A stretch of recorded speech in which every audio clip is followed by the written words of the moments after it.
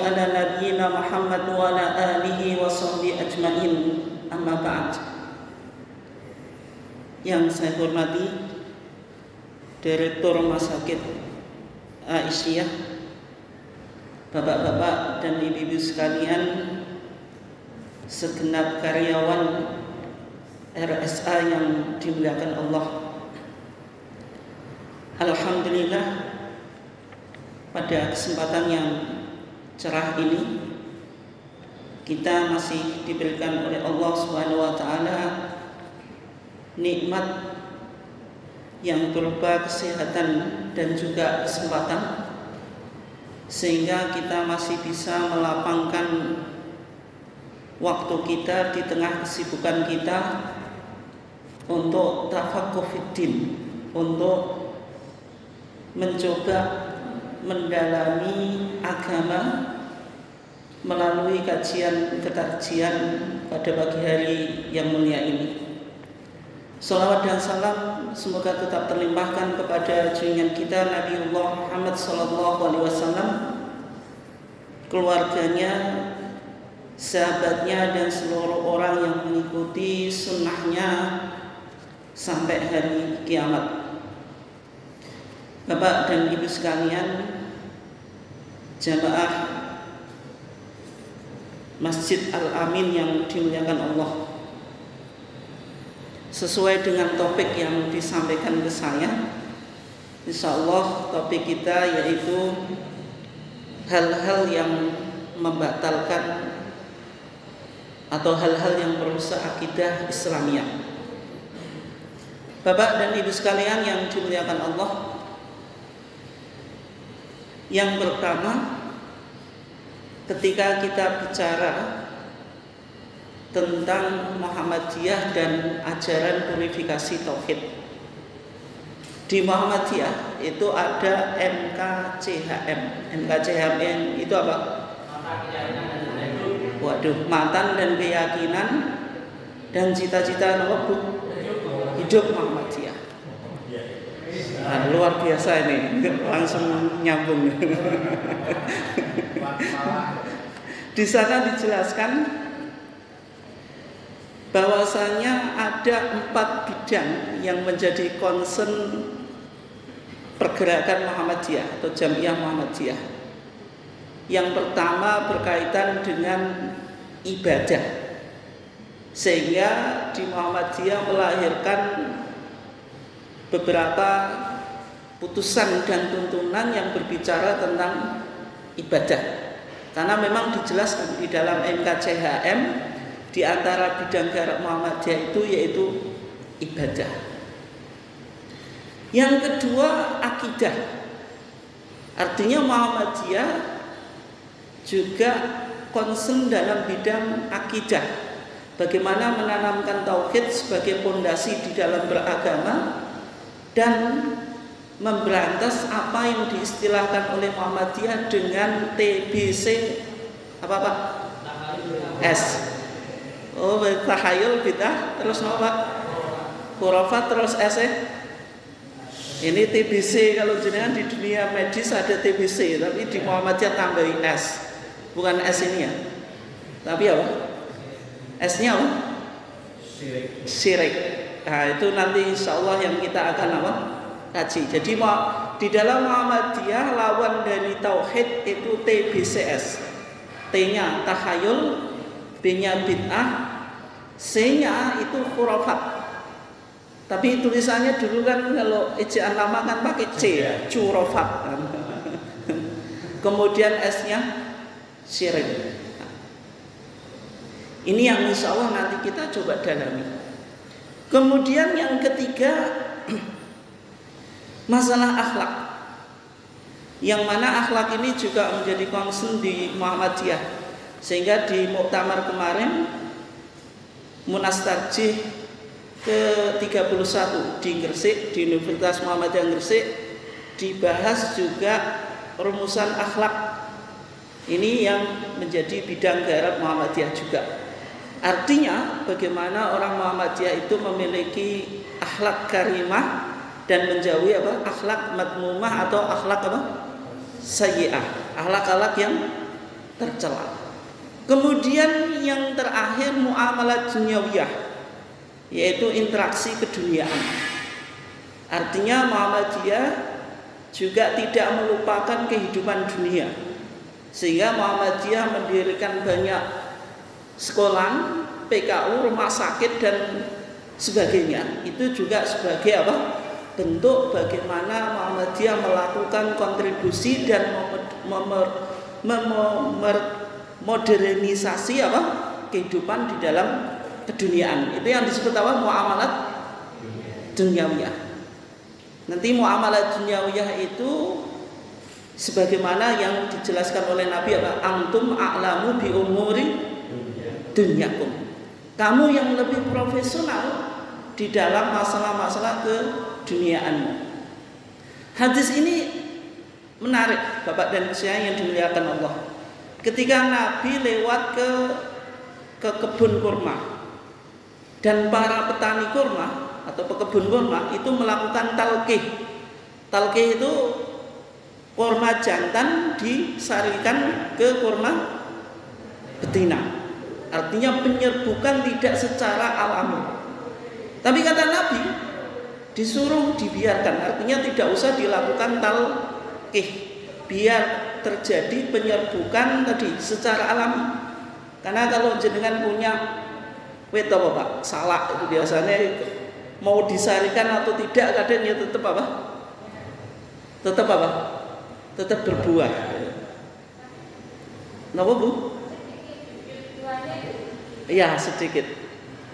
Tapi artinya kan bisa terjadi penyerbukan dengan lewat apa? Hewan, bisa angin juga.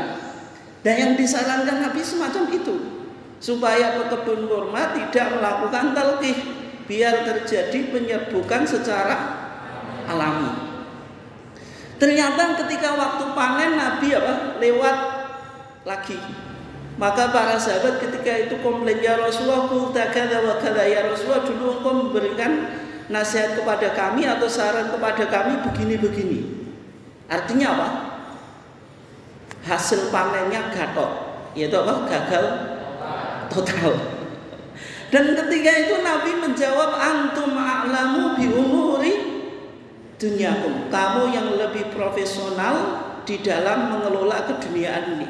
Artinya masalah keduniaan termasuk pengalaman bagaimana berkebun kurma itu bukan menjadi tugas Nabi. Sehingga di dalam HBT kita dijelaskan apa yang disebut maya dunya, apa yang disebut dengan dunia. Maka HBT kita bilang apa? Hiya al-umur allati lam yub'ats li ajlihal al-anbiya. Adalah segala persoalan yang bukan menjadi tugas para nabi. Artinya manusia harus bersifat apa? Kreatif, inovatif, dan seterusnya. Bagaimana memajukan kehidupan dunia. Oke. Itu yang menjadi 4 bidang garap Muhammadiyah ya. Yang pertama apa tadi? Ibadah. Yang kedua apa Bu? Masa lupa? Akidah. Yang ketiga apa Pak? Apa Pak? Masa pandai ibunya daripada bapaknya? Apa Pak?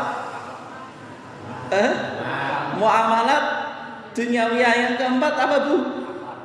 Akhlak. Nah itu. Ini yang menjadi bidang garap apa? Muhammadiyah. Kemudian di dalam Muhammadiyah, di dalam kita beragama ada spirit yang disebut spirit tajdid. Tajdid itu apa? Pembaruan. Tajdid yang dimaksud oleh Muhammadiyah itu apa? Dalam memahami tajdid, di dalam Muhammadiyah tajdid itu maknanya tidak selalu purifikasi. Purifikasi itu apa? Pemurnian. Meskipun seolah-olah gerakan tajdid itu ya hanya pada aspek purifikasi, yaitu mengajak umat Islam untuk aruju ilal Quran wa sunnah, atau back to the Quran and sunnah, kembali pada Quran dan sunnah. Slogan ini pernah dimunculkan di masa-masa pembaruan di dalam dunia Islam, ketika umat Islam itu sudah didominasi cara beragama secara taklid. Taklid itu apa?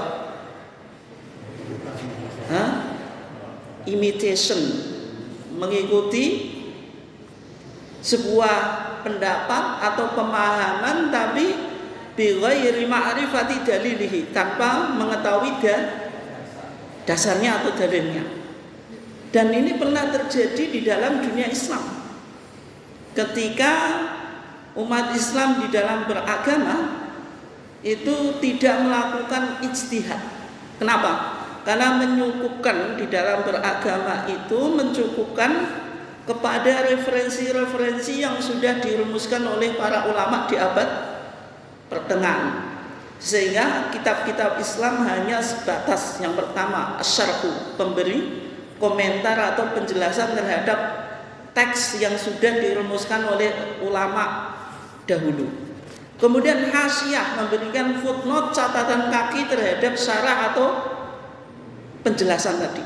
Kemudian memberikan ta'liqat atau memberikan catatan-catatan kecil. Artinya semua permasalahan itu tidak langsung dirujuk pada Quran dan sunnah, tetapi dirujuk ke apa? Kitab-kitab kuning atau kitab-kitab yang sudah dirumuskan oleh para ulama. Artinya apa? Spirit untuk kembali pada Quran dan sunnah itu sudah mulai apa? Hilang. Sehingga yang terjadi apa? Umat Islam mengkultuskan pendapat para ulama dan mengkultuskan kitab kuning. Artinya apa? Kalau ini sudah difatwakan atau ada pendapatnya para ulama, maka apa? Sudah dianggap final. Atau permasalahan ini sudah ditemukan di kitab kuning, padahal sekarang tidak kontekstual, Pak atau Bu. Karena ijtihad terutama yang berkaitan dengan muamalah duniawiyah, bukan ibadah loh, itu selalu berkembang sesuai dengan konteks zaman. Kalau jenengan dulu pernah ikut ngaji waktu Ramadan, ada bayi tabung. Bayi tabung itu persoalan kontemporer gitu. Sehingga harus memunculkan ijtihad-ijtihad yang baru. Misalnya sekarang transaksi di era kontemporer atau modern ini, Pak atau Bu, transaksi sudah tidak pakai ijab dan qabul secara syafahiyan, secara oral. Pembeli tidak mengatakan saya beli, penjual tidak mengatakan saya jual. Tapi cukup jenengan masuk di aplikasi Pak? Oh waduh, jadi promosi saya. Ada Shopee, ada Tokopedia, ada apa lagi? Bukalapak, macam-macam itu cukup Cukup diklik saja, di check out, kemudian terjadi transaksi tanpa kita mengucapkan apapun. Nah, kalau kita merujuk misalnya pendapatnya Imam Syafi'i, maka namanya jual beli harus seorang penjual bilang saya jual, seorang pembeli harus bilang saya beli. Kalau tidak semacam itu tidak sah. Tetapi apakah rumusan fikih ini dalam konteks sekarang masih kontekstual? Jawabannya tidak, karena dunia semakin maju dan berkembang sehingga harus muncul ijtihad baru. Nah, kalau kita berpegang pada kitab kuning, maka jual beli konteks sekarang itu dianggap tidak sah. Kan artinya apa? Boleh melakukan ijtihad kembali. Makanya ketika Muktamar Muhammadiyah kemarin di mana Bu? Jenengan derek nama mboten Bu? Teng pundi Bu? Waduh, langsung ya.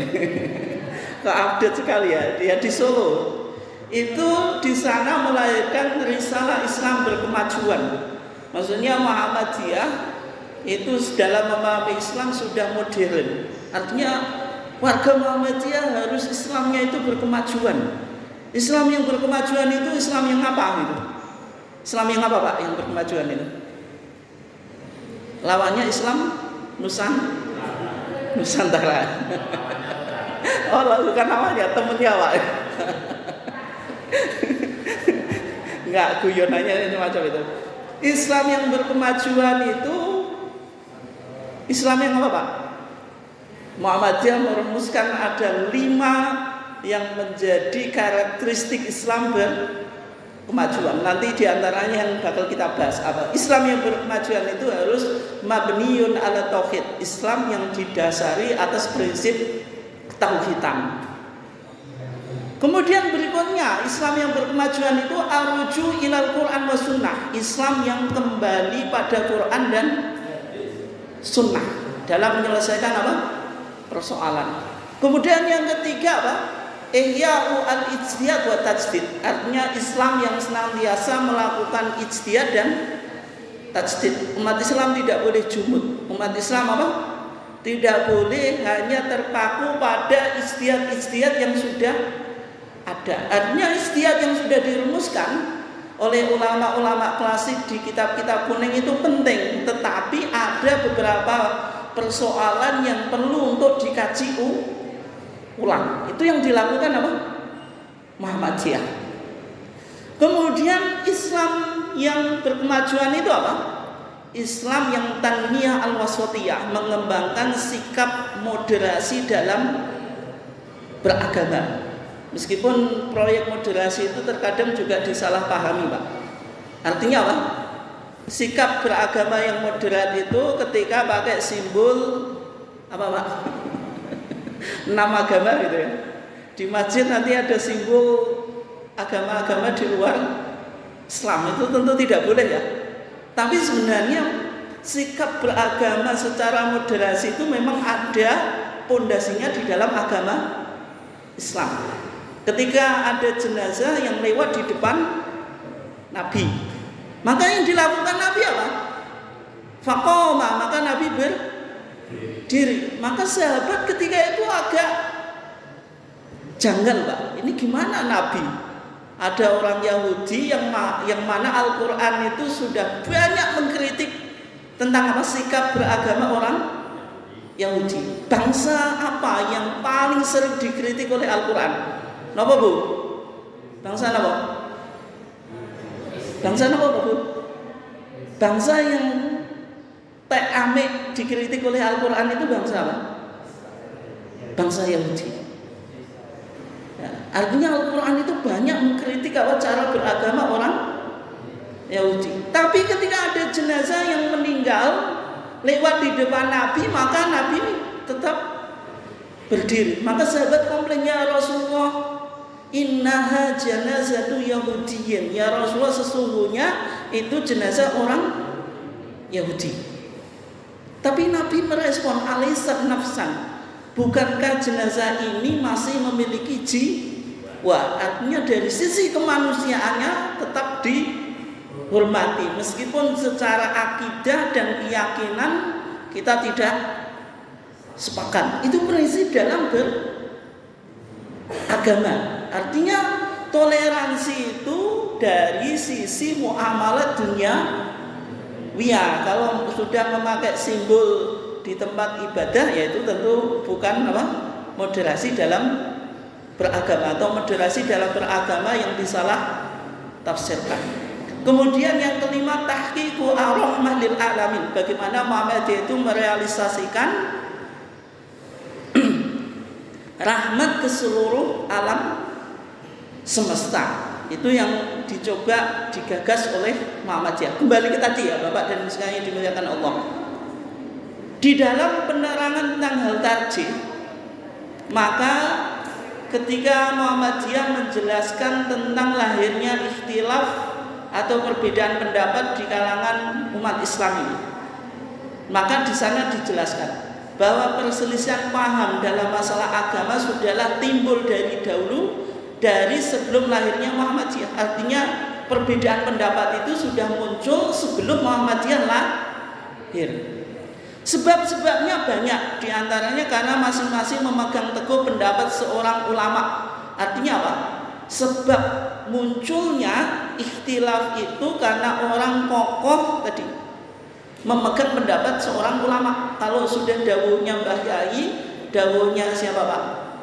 Syekh ini sudah dianggap itu syariat. Artinya ulama itu penting, fatwanya perlu kita dengarkan, tapi tidak ada orang yang maksum yang terhindar dari salah kecuali Nabi.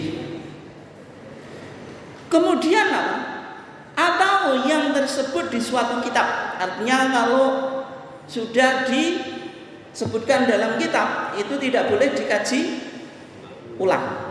Misalnya sekarang Bapak, hadis-hadis tentang bulan Rajab itu ada di kitab kuning. Ya diantaranya ada hadis, tapi hadisnya yang maudhu atau dhaif. Misalnya ada hadis yang mengatakan man shoma yauman min Rajab faka'annama shoma sanatan. Kalau orang puasa bulan Rajab 1 hari seakan-akan puasa berapa Pak? 1 tahun. Padahal jenengan puasa bulan Ramadan tambah 6 bulan Syawal itu nilainya berapa Pak? Setahun. Kata Nabi apa? Man shoma Ramadhana tsumma atba'ahu sittan min Syawal kana kasiyami dahri. Siapa yang berpuasa bulan Ramadan diikuti 6 hari daripada bulan Syawal, maka dia sama dengan puasa 1 tahun. Cara menghitungnya bagaimana Pak atau Bu? Sing jenengan suka matematika atau nggak mau beramal kecuali tanpa hitungan apa Pak? Hitungan ganjaran ya. Karena sudah prinsip keduniaannya tinggi. Saya nggak mau kerja kecuali gajinya tinggi gitu. Ini sampai beramal pun pakai hitungan matematika. Kok bisa puasa Ramadan itu dengan 6 hari bulan Syawal kok sama dengan 1 tahun? Cara menghitungnya gimana Pak? Kaidah dalam Islam itu wal hasanatu bi asyri amsalihha. Kebaikan itu pasti dilipat gandakan 10 kali lipat. Bulan Ramadan berapa Bu? Jenengan puasa berapa hari Bu? Berapa Bu? Enggak, bulan Ramadan jenengan puasa berapa hari? Kok enggak ada yang jawab? Berapa Bu? 29 atau 30 Bu?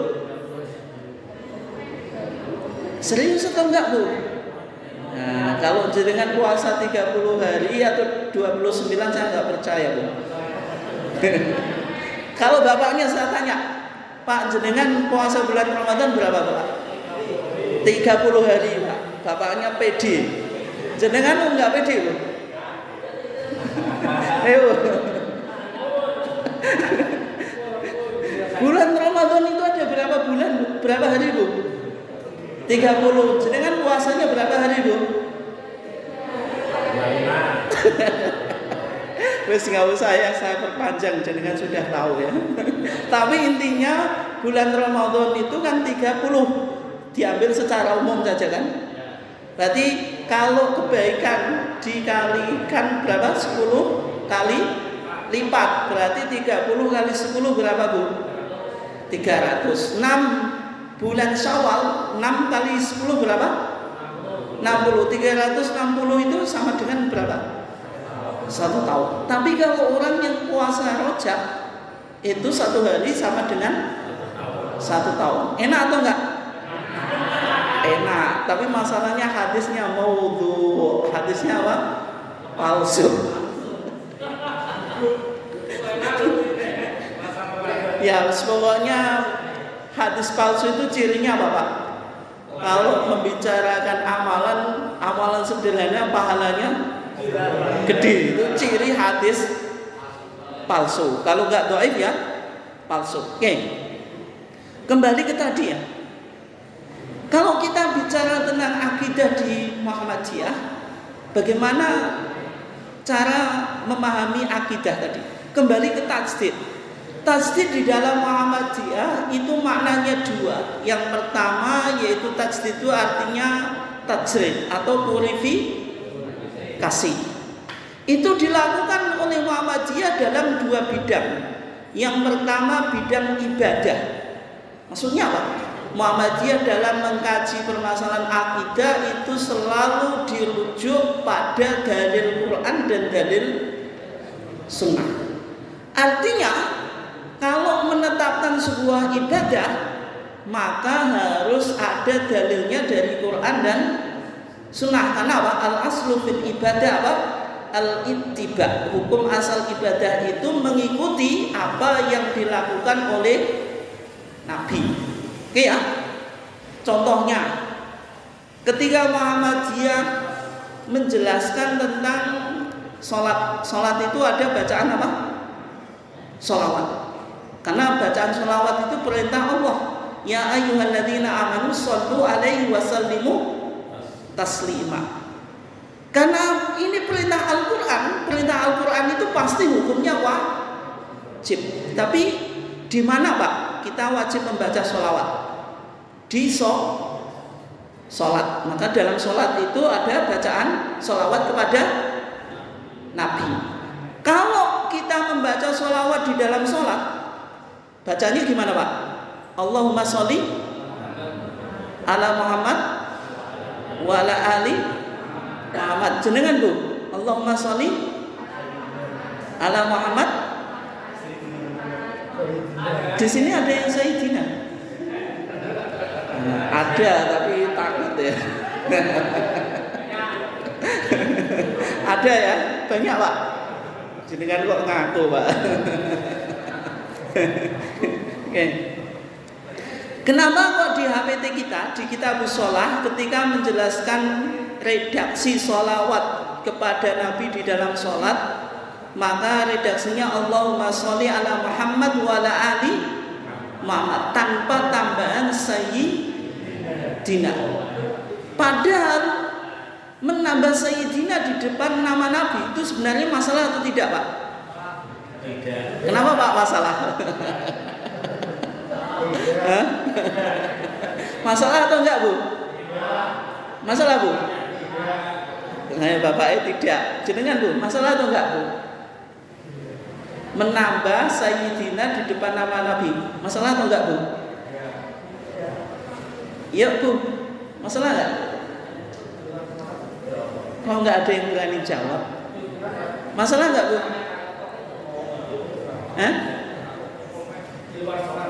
Masalah atau enggak Bu? Ibunya absen, enggak mau jawab.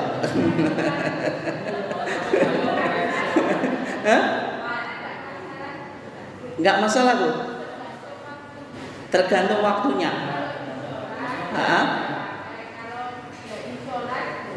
Oh gitu ya, luar biasa jawabannya ibunya.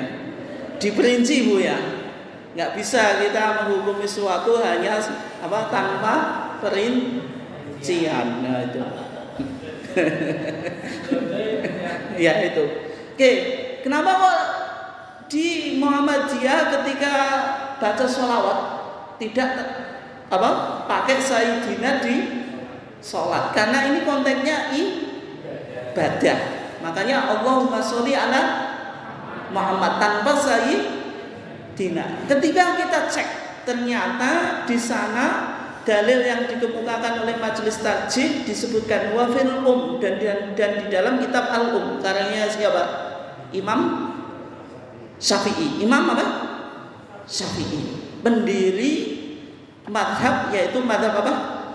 Syafi'i. An Ka'ab ibn Ujrah, dari sahabat Ka'ab ibn Ujrah. Ani Nabi sallallahu alaihi wasallam annahu kana yaqul, dari Nabi sallallahu alaihi wasallam bahwasanya beliau mengucapkan Allahumma sholli ala Muhammad wa ala ali Muhammad tanpa Sayyidina. Artinya ketika Muhammadiyah tidak pakai Sayyidina, karena Muhammadiyah memahami ini konteksnya ibadah. Kalau ibadah berarti hukum asalnya apa? Al-aslu fil ibadah at-tahrim. Hukum asal ibadah itu haram. Hatta yadulla dalilu ala amriha, sampai ada dalil yang memerintahkan. Atau hukum asal ibadah apa? Mengikuti tuntunan Al-Quran atau Karena tidak ditemukan kata Sayyidina di sholawat dalam sholat, berarti supaya kita mengikuti Nabi berarti tidak harus pakai Sayyidina. Karena ini konteksnya apa Pak? Ibadah.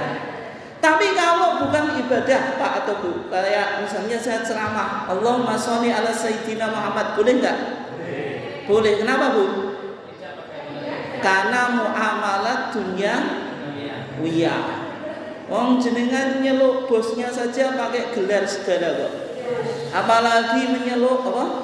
Nabi yang asyraful khalqi, sebaik-baik makhluk. Masa tidak sopan? Sehingga Muhammadiyah tadi moderat.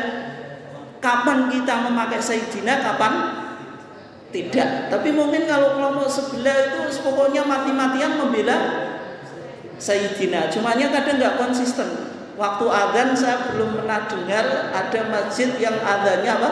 Wa asyhadu anna sayyidana Muhammadar kenapa? Rasulullah. Kan nggak ada tuh Pak. Adzan pakai Sayyidina ada nggak? Nggak ada. Artinya yang mengatakan oh Sayyidina itu sudah politik identitas, tapi tidak konsisten waktu adzan, meskipun konsisten waktu sholat. Oke ya. Itu contoh tajdid dalam bidang ibadah. Artinya apa tajdidnya? Purifikasi, yaitu mencoba mengembalikan ajaran agama Islam itu sesuai dengan tuntunan Quran dan hadis atau sunnah. Kemudian dalam bidang akidah tajdid juga maknanya purifikasi. Artinya apa Pak Tobu? Muhammadiyah berusaha mengembalikan persoalan-persoalan akidah itu kepada dalil Quran dan sunnah. Artinya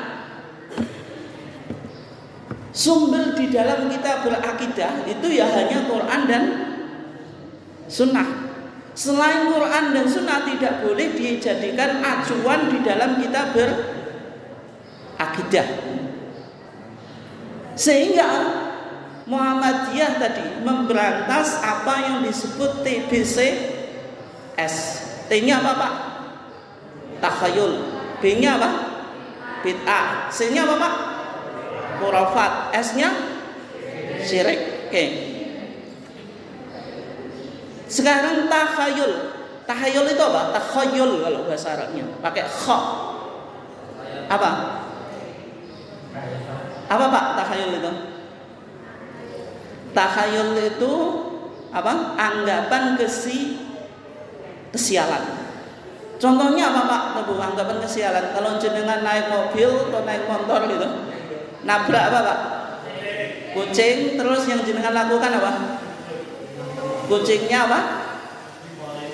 Diambil terus apa? Dikubur pakai mori. Keyakinannya apa Pak? Nah, kalau jenengan nggak lakukan semacam itu, nanti mobilnya bakal nabrak orang beneran.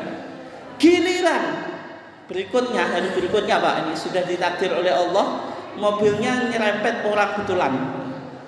Kencang, ada apa Pak?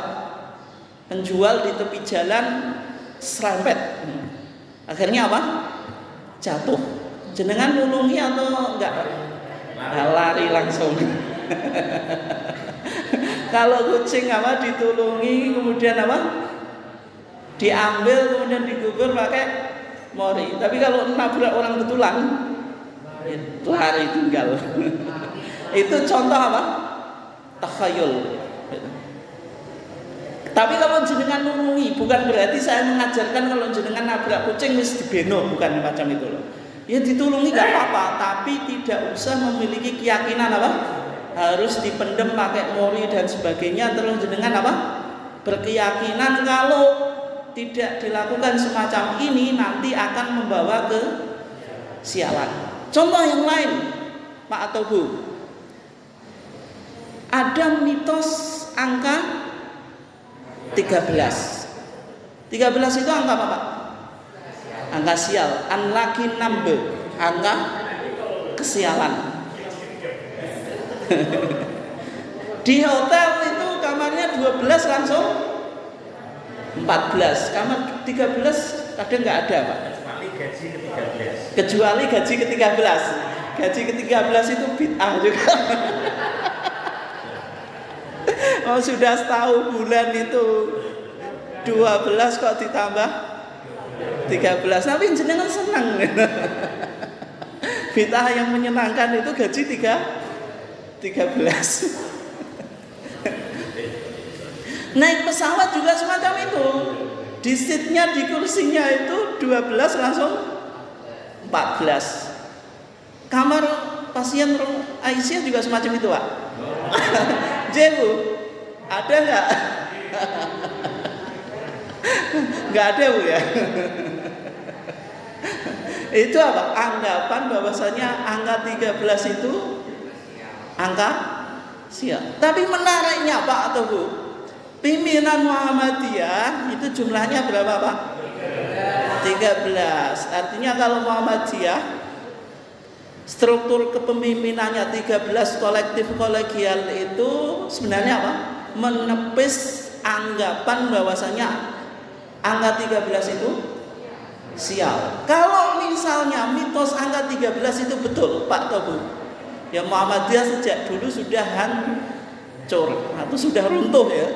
Tapi dalam perkembangannya Muhammadiyah selalu apa? Berkembang. Rumah sakitnya semakin besar. Kemudian apa? Perguruannya juga semacam itu. Semua manusianya semakin meningkat. Meskipun pemimpinnya jumlahnya 13. Semua kebijakan itu kan diputuskan oleh 13 pimpinan. Padahal ini kan kebijakan simbol kesialan. Tapi kok buktinya tidak sial. Oke ya. Itu contoh apa? Takhayul. Kalau dulu Pak atau Bu, bangsa jahiliyah ketika mau melakukan safar atau bepergian, dulu di Arab itu sebagian tempat kan burung itu masih banyak Pak atau Bu. Kalau orang mau bepergian itu nanti ada burung itu di basa Jawa ini digurak. Pokoknya apa? Tadi terbangnya ke kanan toh ke kiri. Kalau terbangnya ke kiri, oh ini berarti apa? Indikasi kesialan. Artinya apa? Tidak melakukan bepergian, tidak jadi melakukan perjalanan. Tapi kalau terbangnya kanan, oh berarti ini positif, tetap melakukan perjalanan. Itu yang disebut apa? Takhayul. Orang Jawa itu kalau keceblokan cecek gitu bingung. Jenengan juga gitu Bu ya? Kaget Pak. Kalau kaget gak apa-apa Pak. Tapi kalau jenengan keceblokan cecek terus bingung ya, ini apa yang bakal terjadi pada diri saya. Soalnya ada anggapan kalau wong keceblokan cecek, iya Pak, indikasi akan ada sesuatu yang tidak baik menimpa pada dirinya. Itu yang disebut takhayul. Kemudian B-nya bid'ah. Bid'ah itu secara umum memang dalam ibadah, tapi dalam masalah akidah juga ada bid'ah dalam masalah apa? Akidah. Misalnya meyakini di luar keyakinan Ahlus Sunnah wal Jamaah, itu apa? Bid'ah. Tapi bukan Ahlus Sunnah wal Jamaah dalam konteks Indonesia loh. Ahlus Sunnah wal Jamaah dalam konteks Indonesia itu kan sudah apa Pak? Diklaim sepihak. Oke ya. Kemudian TBC-nya, C-nya apa? Khurafat. Khurafat itu apa Pak? Apa Bu khurafat itu? Khurafat itu percaya pada mitos atau mistik yang sebenarnya ada dongeng-dongeng yang susah untuk dibuktikan secara empiris atau melalui sebuah kajian. Misalnya bagi masyarakat yang hidup di tepi laut selatan itu punya kepercayaan apa Pak Tebu? Nyi Roro Kidul. Itu dongeng yang sudah diwarisi sejak dulu. Sehingga apa? Yang dilakukan masyarakat di tepi laut selatan itu melakukan sesajen. Sesajennya namanya apa Pak Teguh? Larung laut. Larung laut itu apa? Hasil bumi itu dikumpulkan ya. Ada bawang, ada buah-buahan, macam-macam lah gitu. Kemudian kepala apa? Kepala kerbau, Pak. Kepala kerbau itu dipotong kepalanya, ditaruh di apa? Semacam tempat itu kemudian dilarutkan ke laut. Fungsinya apa, Pak? Tujuannya apa? Biar ngalap berkah lan tolak balak. Supaya apa?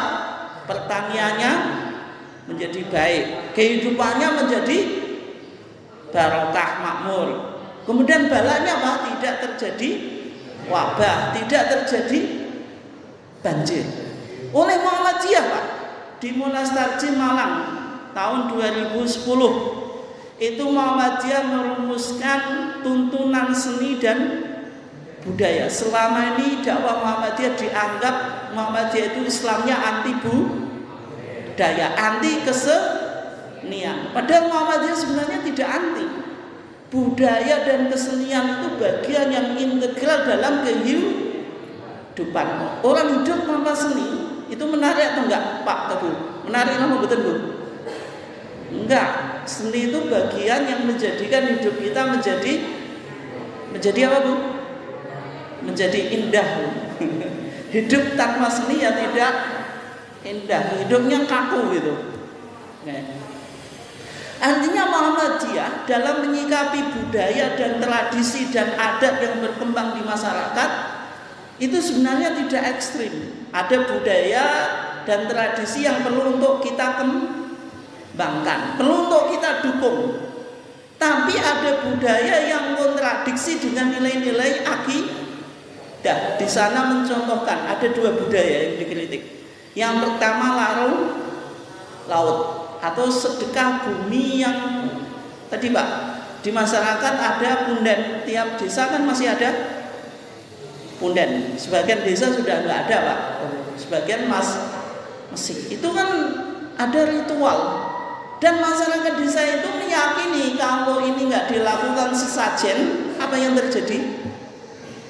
Akan terjadi bala, akan terjadi bencana, hidupnya semakin tidak barokah. Ini juga dianggap budaya yang bertentangan dengan nilai tauhid, termasuk tadi larung laut. Yang kedua, upacara ngaben itu meskipun ini saya tahu menjadi ikon budaya Bali. Kalau jenengan pernah ke Bali, yang menarik apa Pak Teguh? Ngaben itu apa? Nah, orang meninggal itu tidak dikubur, tapi dibakar. Karena apa? Memahami nanti akan masuk pada sebuah alam yang disebut alam nirwana. Itu keyakinan Hindu Bali. Tapi dalam pandangan Muhammadiyah, budaya ngaben ini meskipun sudah menjadi ikon apa? Budaya dan mendatangkan devisa apa? Provinsi Bali kan gitu. Tapi karena budaya ini tidak mengajarkan peradaban, orang meninggal kok dikubur, dibakar. Padahal orang meninggal kan seharusnya mati. Itu yang dianggap oleh Muhammadiyah budaya yang contoh budaya yang kontradiksi dengan apa? Dengan akidah. Oke. Itu contoh tadi. Khurafat itu apa? Percaya pada mitos atau dongeng-dongeng yang berkembang di masyarakat yang berlawanan dengan nilai akidah. Ini penting loh Pak Teguh. Setiap desa itu pasti ada keyakinan yang dikembangkan, ada Mbah Danyang. Mbah Danyang itu ceritanya apa dulu? Sing buka desa atau pola gitu. Kemudian rohnya itu masih memberikan pengaruh pada penduduk desa itu, sehingga sedekah bumi itu diantaranya pada Mbah Danyang itu. Oke ya. cerita semacam itu namanya apa? Khurafat. Kemudian berikutnya S-nya itu apa? Syirik. Syirik itu apa? Kalau tauhid itu mengesahkan Allah. Tauhid itu artinya ifradullah. Kita meyakini bahwasanya Allah itu wahid. Kalau syirkun itu artinya menyekutukan. Syirkun itu menggabung, ya, Allah itu satu digabung dengan yang lain. Itu namanya syirik. Di HPT kita, Pak, ini contoh syirik, ya. Ada bab namanya ziaratul kubur. Bab ziarah kubur. Ini sudah diputuskan oleh Muhammadiyah di Muktamar 14 1/4 abad Jakarta 1936. Jadi Muhammadiyah 1936 itu sudah menuntunkan tuntunan ziarah kubur. Meskipun kita terkadang tertuduh, Pak, oh Muhammadiyah itu kelompok anti ziarah kubur, iya kan? Karena masalahnya jenengan nggak pernah ziarah kubur ke Wali Songo. Pernah atau enggak rumah sakit ini rombongan ziarah kubur Wali Songo? Wah, itu jadi masalah. Ya, oke, karena waktunya selesai, ya, saya cepatkan. Ziarah kubur intinya itu disyariatkan. Tetapi di Muhammadiyah dikatakan wala taf'alu indaha ma lam ya'zan billah. Ketika jenengan ziarah kubur, janganlah melakukan apa yang tidak diizinkan Allah wa Rasuluhu dan Rasulnya. Contohnya apa? Kadu'aikumul mayyit, seperti jenengan berdoa kepada mayit. Misalnya apa, Pak Teguh? Jenengan bisnisnya juga enggak apa? Enggak laris. Jenengan buka praktek tapi prakteknya enggak banyak pasien. Yang jenengan lakukan apa, Pak Teguh? Ziarah kemana, Pak? Ya, kuburannya siapa, Pak? Asmoro Kondi, kok pengalaman tenannya. Wes biasa, ya. Akhirnya jenengan rombongan ke Asmoro Kondi. Di sana Mbah putumu ki lho. Buka bisnis kok enggak angel tenan golek customer, buka praktek golek pasien yo angel. Jenengan iki wangi, Mbah. Itu contoh apa? Berdoa kepada mayit. Tawassul bihi ilallah, atau jenengan tawasul meskipun doanya kepada Allah tapi tawasulnya kepada orang yang meninggal, itu juga enggak boleh. Meskipun doanya kepada Allah tapi dilewatkan ke orang yang meninggal, misalnya Sunan atau tadi Mbah Asmoro Kondi. Ini juga dianggap apa? Perbuatan syirik. Sehingga meskipun Muhammadiyah tidak pernah mengatakan kalau ziarah kubur itu apa? Tidak ada syariatnya. Ziarah kubur itu ada anjurannya, tapi ziarah kubur itu tujuannya cuma dua. Yang pertama apa? Dzikrunil maut, mengingat kematian. Yang kedua apa? Doaun, kita mendoakan untuk orang yang meninggal. Jangan dibalik, malah minta doa orang yang meninggal kita doakan, bukan malah kita yang minta doa. Itu ketika dibalik jadi masalah. Pada waktu kita selesai, sudah ditegur, ya. Saya cukupkan, kurang lebihnya mohon maaf. Ini ada sesi tanya jawab atau langsung ditutup, Pak? Apa, Pak? Oh, pertemuan selanjutnya, ya. Berarti jenengan catat dulu, ingat-ingat dulu kira-kira apa yang mau ditanyakan, ya. Kenapa? Oh, pertanyaannya nanti bisa disampaikan ke Pak Barit. Ki enek sing takok tenan to gak iki. Oke, kurang lebihnya mohon maaf Bapak dan Ibu sekalian yang dimuliakan Allah. Kita tutup kajian kita dengan bacaan hamdalah. Wassalamualaikum warahmatullahi wabarakatuh.